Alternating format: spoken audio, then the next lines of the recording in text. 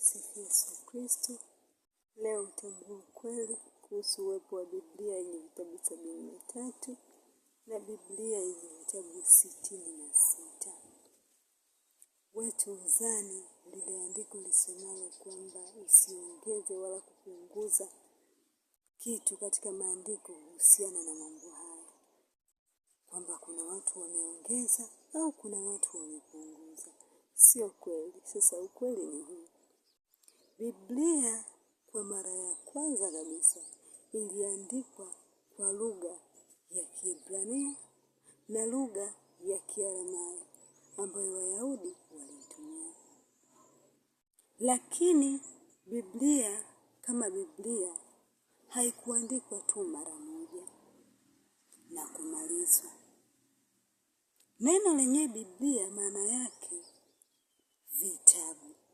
Ina maana kulikuwa na vitabu mbalimbali ambavyo viliandikwa kwa uwezo wa Mungu, lakini kuna baadhi ya vitabu vilikusanywa. Ina maana mkanganyiko huu upo katika Agano la Kale na sio Jipya. Toka zamani Wayahudi wenyewe walikuwa na aina mbili za mkusanyiko huu wa vitabu. Kuna mkusanyiko mmoja uliounda vitabu hivi vya Agano la Kale kufanya viwe 46. Lakini mkusanyiko wa pili ulipungua vitabu 7. Ilichangiwa pia na lugha iliyotumika kuviandika hivi vitabu. Kwa sababu hiyo wengine walibaki wakitumia hivyo 46 na wengine wakitumia mkusanyiko wa vitabu ambavyo vimepungua 7. Katika imani ilivyoendelea kukua, vitabu 46 vilitumika katika Biblia ambayo ilitumika na Wakatoliki kwa karne nyingi, ikitumika kwa lugha ya Kilatini. Mgawanyiko huu ulikuja kutokea tena wakati wa matengenezo ya Kiprotestanti, ambapo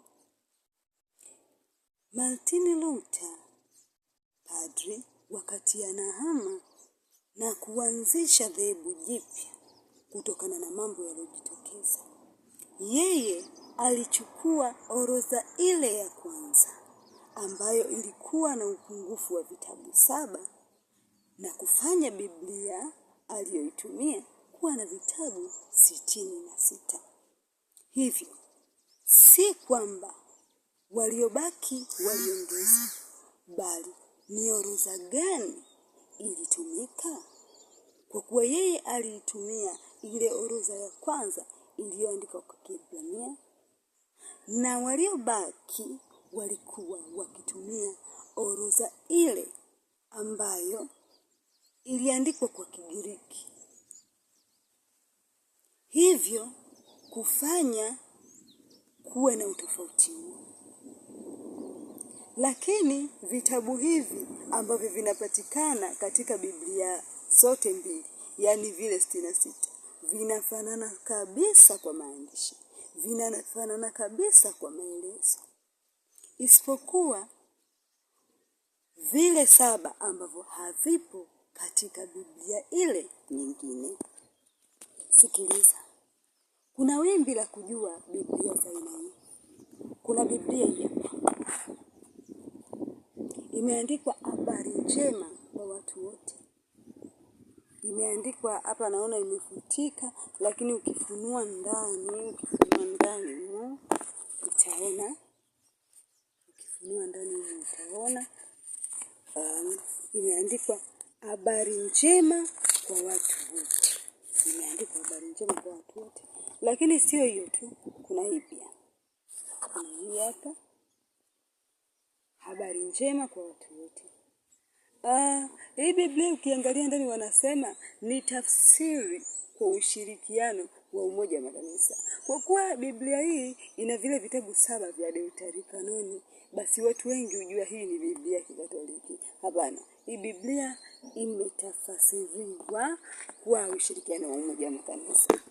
Lakini katika liturujia zote za Kanisa Katoliki huendelea kutumia Biblia ile ile ambayo ina maneno tunasemaga ya Kiswahili cha zamani, ambayo ni hii hapa. Ukiangalia wanakuambia toleo la Iringa, yani imechapwa Iringa, lakini ni maneno yale yale ya asili ambayo yalichapwa toka siku nyingi hivi. Kusema neno la Mungu limesema mtu asiongeze kitu au asipunguze kitu. Haihusiani kabisa na mambo haya, kwa kuwa kila mtu alichagua vitabu alivyoona vimemfaa kwa imani yake na vimemfaa kwa mafundisho. Hivyo Biblia wakati inaandikwa ni vitabu vingi sana ambavyo viliandikwa, lakini si kila kitabu kilichukuliwa.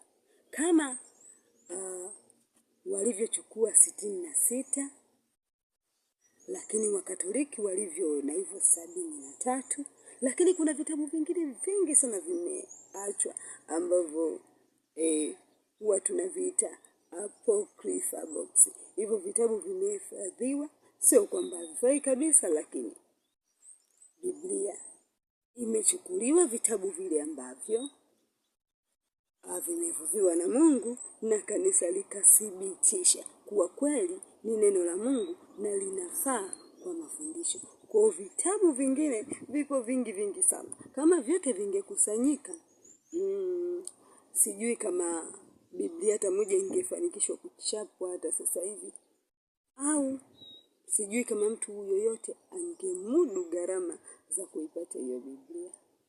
Tumsifu Yesu Kristo.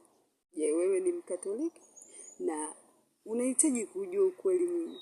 Basi niulize hapo, alafu nitakwambia ukweli.